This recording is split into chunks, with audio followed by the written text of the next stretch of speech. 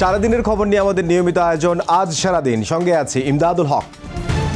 BNP চেয়ারপারসনের উপদেষ্টা জয়নুল আবদিন ফারুক বলেছেন, তারেক রহমান যাতে দেশে ফিরে আসতে না পারে তার ষড়যন্ত্র চলছে। এদিকে দলের সিনিয়র যুগ্ম মহাসচিব রুহুল কবির রিজভী বলেছেন, প্রশাসনের রন্ধ্রে রন্ধ্রে থাকা ফ্যাসিস্টদের সহযোগীরা ষড়যন্ত্রের জাল বিস্তার করছে।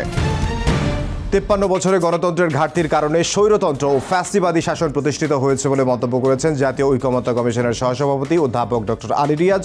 বলেন, জাতীয় ঐকমত্য কমিশনের লক্ষ্য হলো সবার সঙ্গে আলোচনা করে একটি জাতীয় সনদ তৈরি করা, যা সবার কাছে গ্রহণযোগ্য হবে, যার মধ্য দিয়ে আগামীর বাংলাদেশের পথরেখা নির্মাণ করা হবে। সংস্কার প্রস্তাবনার দিকে তাকিয়ে না থেকে নিজেদের ক্ষমতা অনুযায়ী ভোটের প্রস্তুতি নিচ্ছে নির্বাচন কমিশন। সিইসি জানান, ভোটের প্রস্তুতি নিয়ে জানতে চেয়েছেন অস্ট্রেলিয়ান হাইকমিশনার। তালিকা প্রস্তুত, নির্বাচনী সরঞ্জাম কেনাকাটা সহ সার্বিক বিষয় তুলে ধরা হয়েছে। সুষ্ঠু ও নিরপেক্ষ নির্বাচনের লক্ষ্যে অস্ট্রেলিয়া পাশে থাকবে বলে ইসিকে আশ্বস্ত করেছেন অস্ট্রেলিয়ার হাইকমিশনার। টানা আন্দোলনের মুখে অবশেষে দায়িত্ব থেকে সরে দাঁড়ালেন কুয়েটের উপাচার্য ও উপ উপাচার্য। তারা পদত্যাগপত্র জমা দিয়েছেন বলে জানিয়েছে শিক্ষা মন্ত্রণালয়। এদিকে দাবি পূরণ হওয়ায় অনশন ভেঙেছেন শিক্ষার্থীরা। ভিসি ও প্রভিসির পদত্যাগের খবরে আনন্দ মিছিল করেন তারা। কাতারের ব্যবসায়ীদের বাংলাদেশে বিনিয়োগের আহ্বান জানিয়েছেন প্রধান উপদেষ্টা ডক্টর মোহাম্মদ ইউনূস। বিনিয়োগকারীদের জন্য একটি বিশেষ অর্থনৈতিক অঞ্চল গড়ে তোলার কথাও জানিয়েছেন তিনি। সরকারের বিভিন্ন সংস্থার পক্ষ থেকে চলছে উচ্ছেদ অভিযান। রাজধানীর বিভিন্ন স্থানে নিয়মনীতির তোয়াক্কা না করে রাস্তার জায়গা দখল করে অনেকে গড়ে তুলেছেন স্থাপনা। এসব স্থাপনা উচ্ছেদে রাজধানীতে চলছে রাজুক ও নগর কর্তৃপক্ষের অভিযান।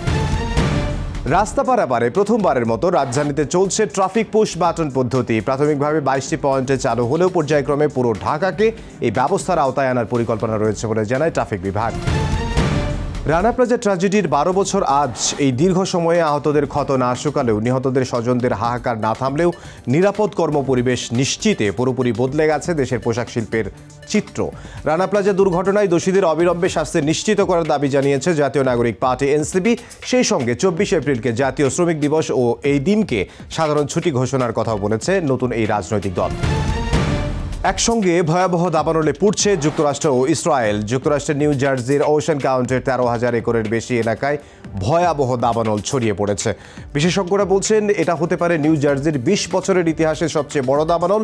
আর ইসরায়েলের জেরুজালেম সংলগ্ন শহরগুলোতেও দাবানল ছড়িয়েছে। পুড়ে গেছে সদ্য পুনরুদ্ধার করা প্রকৃতি সংরক্ষণ এলাকা। লা লিগায় টেবিল টপার বার্সেলোনার সঙ্গে পয়েন্ট ব্যবধান কমিয়ে শিরোপার রেসে টিকে থাকলো রিয়াল মাদ্রিদ। গেতাফেকে তারা হারিয়েছে 1-0 গোলের ব্যবধানে। আগের রাতেই মায়োর্কাকে হারিয়ে দ্বিতীয় স্থানে থাকা মাদ্রিদিস্তাদের সঙ্গে ব্যবধান বাড়িয়েছিল বার্সা। 33 ম্যাচে রিয়াল মাদ্রিদের পয়েন্ট 72। এই ছিল আজ সারাদিনে।